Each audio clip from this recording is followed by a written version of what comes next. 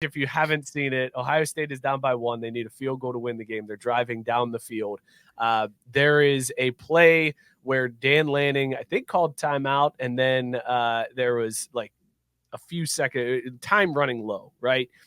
Lanning sends out a 12th man on defense, and Ohio State runs a play. The flag comes in, 12 men on defense, 5-yard penalty, replay the down. The only problem is it's not a pre-snap infraction. So 4 seconds came off of the clock because of this. And then at the end of the game, seconds running out, and Will Howard slides randomly in the middle of the field, trying to stop the clock, and instead time expires, and Oregon fans come and celebrate around him as he's sitting on the ground and on the field. So a couple notes, just a couple of details, Mike. It was 3rd and 10 seconds. The play then took it to 3rd and 5 with 6 seconds, though. And like that was the key, is that at 6 seconds, you really only get the one play. You could try to run a quick out or a quick slant and then call timeout, but you're only getting about 6 yards at that point. So it really, like, that was like the play that was going to determine the game, because Ohio State was only down 1. If they had gotten into field goal range, like assuming the kid makes the kick, that's game over. But what's even better is right before that, which hasn't gotten any talk, is the OPI they actually called on what's his name? 2, I think it was. The true freshman. The true freshman, right? Yeah, the true freshman. And it's like, whoo, man. Yeah, I mean, that killed the whole momentum on the drive. But the heads up play by Lanning, and like everybody was like, if he did that on purpose, that's a genius move. It's a genius move. And he has alluded to the fact that he did do that on purpose, that he knew that it's not a foul that stops the clock. It's not a pre-snap infraction. That's amazing coaching. Like, seriously, if I'm just casually AD, and I mean, I'm sure he has a high opinion of the guy that he hired or whatever, but you hear something like that, that's the type of shit that you just want to like call him in and be like, yeah, that's why you got it. Here's an extra couple grand. It is like, that's big brain shit, man. It's amazing to trade 5 yards for 4 seconds is what he did. It's such a huge game. But however, there is still a little bit of gamble there, though, because he does it.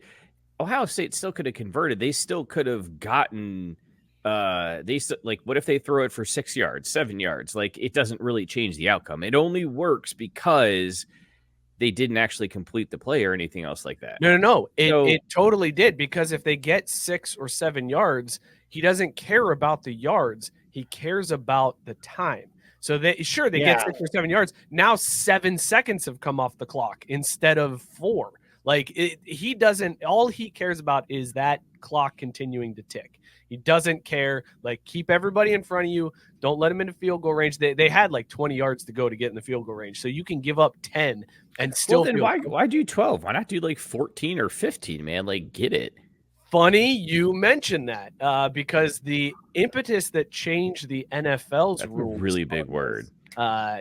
Was Buddy Ryan's Polish defense. And Buddy Ryan had a play in, like, called, ready to go. He was kind of the architect of this, where he said, if there's a situation where they're near the goal line and 10 or less seconds, he's sending out 3 additional linebackers. And those 3 linebackers would stop whatever play happens, because now you have 14 players.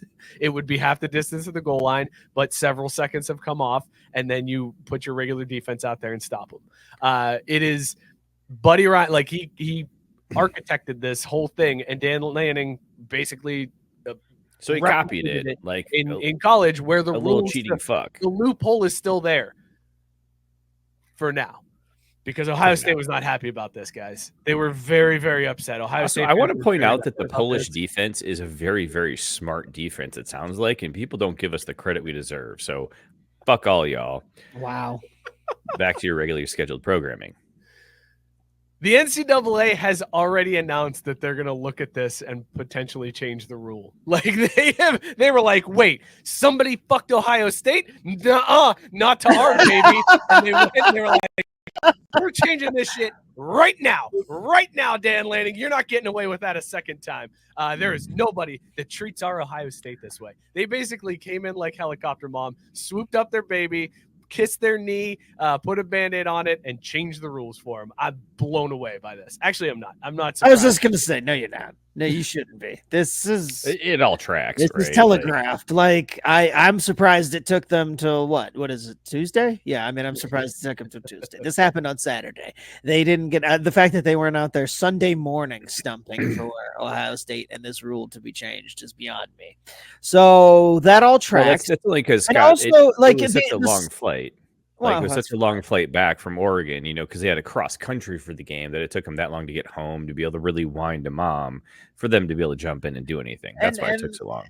And that's fair, but it's just like the most simple answer to this loophole is don't be down. Don't be down by 1 in this fucking game and make more plays early in the game. You don't have to fucking worry about this shit. Get good? Get fucking good. Like, get good. If you were allowed to be manipulated into this situation and it worked, like, you can either get mad or get good. Like, and don't let that happen again. Like, fuck, man. But instead, of course, Ohio State's response is to sit there and piss and moan. Like, it's classic Ohio State.